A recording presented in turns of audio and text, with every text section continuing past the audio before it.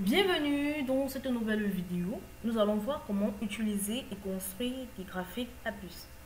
Alors, un graphique à puce est un type de graphique à colonne ou encore à barre développé par l'expert en visualisation Stephen Fee qui remplace les jauges et les compteurs de tableau de bord.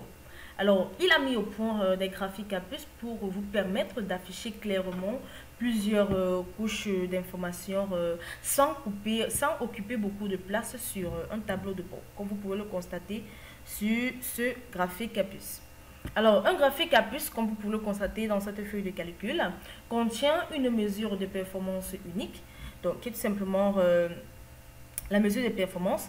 Ici, c'est qui est tout simplement la valeur. Donc, cela peut tout simplement être les chiffres d'affaires cumulés depuis le début de l'année, ça dépend de vous, et compare cette mesure à une cible et l'affiche dans le contexte de plages qualitatives telles que médiocre, passable, bien et très bien. Donc là, nous avons notre graphique à plus. Nous avons là les différentes plages qualitatives qui sont passables, bien, passable, médiocre, bien et très bien. Alors, nous allons à présent voir la composition d'un graphique à plus. Alors, comme vous pouvez le constater, un graphique à plus est constitué de trois parties principales. Nous avons premièrement la couleur à barre unique qui représente la mesure. Nous avons la couleur à barre unique qui représente la mesure de la performance. Donc, dans ce cas, c'est tout simplement la valeur.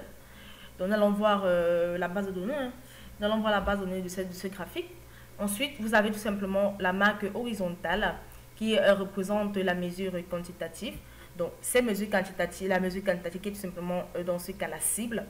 Et enfin, nous avons la bande de couleur d'arrière-plan qui représente les plages quantitatives.